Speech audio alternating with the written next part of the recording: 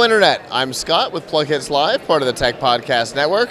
We are here at CES 2019 in the Aero section of the Sands. We are at the PureFlow booth, and I've got a water cooler next to me. We'll find out about that in a second. But first, go ahead and introduce yourself for me.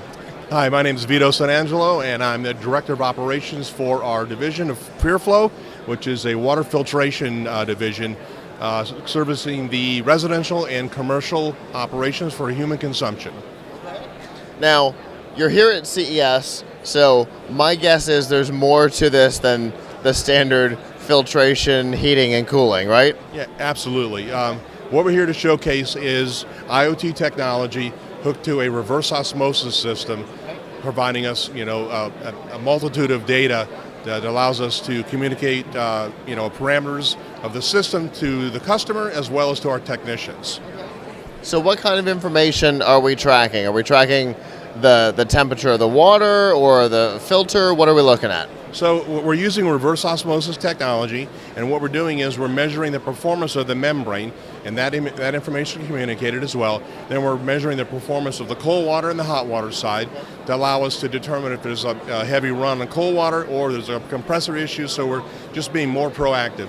Then we also measure the amount of gallons that go through the system that allow us to be proactive on filter changes. The industry standard is typically going out every 12 months and just changing it whenever whether they use the capacity or not. Sure. We're just being proactive. Okay. And then we also have leak detection built into it, which notifies us if there's a leak. This system operates via cellular. It doesn't use the Wi-Fi or anything at a business or home. Okay, so it takes away that concern about getting into a wireless network. So the beauty about all this is it gives us the capability to be proactive, and we're dispatching technicians before the customer even knows they have a problem. So on the membrane, let's say I know that the life of the membrane varies depending on area because there's more or less stuff in the water, right? Exactly. Okay. So membranes are not selective. They remove inorganics by percentages. Okay. And to protect the membrane, you have to have ample, pre-filter. We have a large pre-filter in the front of it that has been tested up to 12,000 gallons.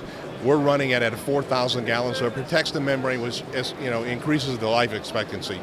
Membrane can last anywhere from 2 to 5 years, but to your point, it's all about the water source, and every source is different. Okay. And so I imagine that the system is able to look at the water source and make decisions based on that about what the lifespan of the replaceable items is? Well, we're going to measure the gallons that go through it and change it, regardless of that. But if it would seem like the percentages are not where they need to be, the performance of the membrane, typically the 95 to 98% removal capability, then we'll have to look at that and adjust and understand. There's certainly some high-end parameters that an RO system can only handle, which is closer to about 2,000 parts per million, which is the average parts per million in the United States is about 500, well beyond the capabilities of this system. Okay. And so at the 4,000 gallon mark, before the 4,000 gallon mark, the system will notify you guys that it's time to replace it. Yes. And that could be at 3 months or it could be at 16 months, and it doesn't matter. It's all about how the person or company is using the product itself. Absolutely. It's all about the performance of the system and making sure that the quality of the water that we originally committed to maintains that. The system will reverse osmosis is limited in production, but it'll produce 35 gallons every 24 hours, more than most consumers would consume on a daily basis anyway. Even in a commercial application with an office environment, it'll serve up to about 100 people with no problem. Okay. And so this would save money for the people who aren't using as much, because the thing doesn't have to be replaced as much, and it'll guarantee that the people who are using it a lot always have what they expect. Exactly. And there's a lot of parameters that go into understanding why it's such a great option. No heavy lifting for like bottled water and things like that. Unlimited, virtually unlimited water, no storage requirements, and then flat monthly billing. You pay a one fee a month and you virtually have unlimited water. Well, that's fantastic. Now, you mentioned the leak detection. So How does that work? Is there a dashboard that I can see that shows this information? Sure, we have our dashboard is we're showcasing it at the show, but eventually, obviously, when we go to market, the consumer will have it on an app, and then we'll have a dashboard that all the information is brought to us as well. For like exception reporting? Yes, exactly. The leak detection standpoint is basically two probes, and if water touches each probe, it completes the circuit and then sends the message out cellular.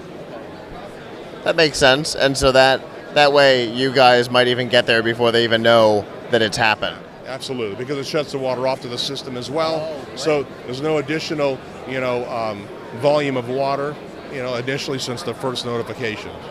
So once the circuit completes, the system goes into standby until it can be fixed. Exactly. Yep. That's really cool. Now, how available is this? When can we expect to see this in the market? Our launch, right now we have activated carbon reverse osmosis in multiple markets across the country. The IoT version will be launched in April. Okay. So we're in the final moments of getting production ramped up. So we see no problem hitting that target. And we feel that it's going to be a game changer in the industry. We really do. For sure. It obviously it seems like a great idea. And if people want more information about it, how can they get that? They can go to water.com/PureFlow. Water.com, huh? Water.com. That's us. All right. Well, good job on getting that domain. Exactly, huh? Well, thank you so much for taking the time to talk to me today. Thank you. I enjoyed it. For continuing CES 2019 coverage, stay tuned to plughitzlive.com/CES.